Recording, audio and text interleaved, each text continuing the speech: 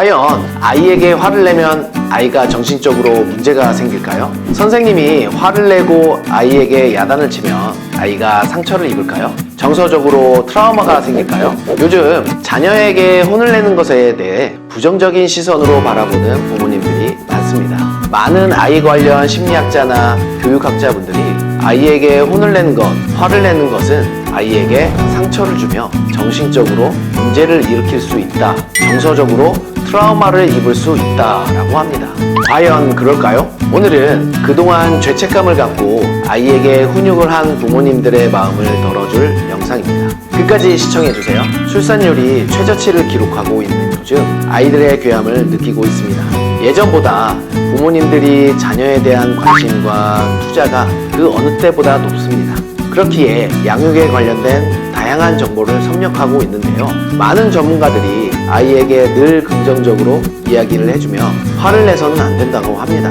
그러나 이는 자녀를 양육하고 있는 부모 및 아이들을 지도하고 있는 선생님들에게는 현실과 괴리가 있다고 지적합니다. 정신과 전문의이자 엄마심리 수업의 저자 윤은상 선생님은 말합니다. 화를 안 낸다는 것은 감정의 교류가 끊어진다는 의미라고 합니다. 자녀를 키울 때, 아이들을 교육할 때 화를 안 낸다는 것은 가능합니다만 화가 안 날 수는 없습니다. 즉, 화를 참는 것이죠. 미국 정신의학협회에서도 인정한 한국인의 화병은 사회적으로도 문제가 되는 부분입니다. 부모의 영향을 가장 많이 받는 자녀 또한 화를 참을 수 있다는 얘기가 됩니다. 화를 내는 것 또한 경험이 필요한 중요한 성장 요소 중 하나이기 때문입니다.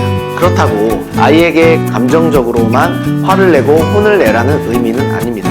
훈육의 기본 원칙 3가지를 지키는 것이 바람직한데요. 이 3가지 기본 원칙만 지켜도 여러분의 훈육은 좀 더 아이들 성장에 큰 걸음이 될 것입니다. 첫 번째, 일관성을 유지해야 합니다. 부모가 정한 규칙과 한계를 일관되게 적용하고 예측 가능한 결과를 제공할 때 아이들은 자기 조절 능력을 기르고 바람직한 행동을 내면화하게 됩니다. 반면 훈육이 일관성이 없으면 아이들은 혼란스러워하고 문제 행동이 지속될 수 있습니다. 예를 들어 식사 중에는 핸드폰 사용 금지로 했지만 부모의 필요에 의해서 아이들의 부탁에 의해서 보여주게 된다면 일관성이 잃게 되어 아이들은 혼란하게 될 것입니다. 두 번째, 훈육과 구별된 관심과 사랑 표현입니다. 훈육과 구별된 관심과 사랑 표현은 아이들이 훈육을 받는 동안에도 부모의 사랑이 변함없다는 것을 느낄 수 있도록 해야 합니다. 이는 아이가 훈육을 부정적인 경험으로만 인식하지 않게 하고 부모와의 안전한 애착 관계를 유지하게 돕는 데 필수적입니다. 예를 들어 아이가 잘못을 저질렀을 때 필요한 지적을 하고 혼을 냈어도 엄마는 현욱이를 좋아하고 사랑하기 때문에 현욱이가 좋은 사람이 될 수 있도록 잘못된 것에 대해서 지적하고 혼을 내는 거야 라고 알기 쉽게 차근히 이야기해 주는 것이 좋습니다. 이렇게 하면 아이는 자신의 행동이 잘못되었지만 부모의 사랑은 변하지 않았다는 것을 이해할 수 있습니다. 세 번째, 자연스럽고 논리적인 결과를 활용하는 것입니다. 연구에 따르면 이러한 방식은 아동의 도덕적 이해력과 자기조절 능력 향상에 도움이 된다고 합니다. 예를 들어 아이가 놀이 시간에 장난감을 나누어 쓰지 않는다면 다음 놀이에서는 해당 장난감을 사용할 수 없게 한 것이 자연스러운 결과가 될 수 있습니다. 이는 아이가 자신의 행동과 결과 사이의 관계를 이해하는 데 도움을 줍니다. 나아가 이런 경험의 축적은 아이가 책임감을 기르는 데에도 기여할 수 있습니다. 다만 부모가 이 방법을 효과적으로 적용하기 위해서는 아이의 행동과 결과 사이의 인과관계를 명확히 설명해 주는 것이 중요합니다. 이를 통해 아이는 자신의 행동이 어떤 영향을 미치는지 더 잘 이해할 수 있게 될 것입니다. 따라서 자연스럽고 논리적인 결과를 활용한 훈육은 아이의 성장과 발달에 긍정적인 역할을 할 수 있습니다.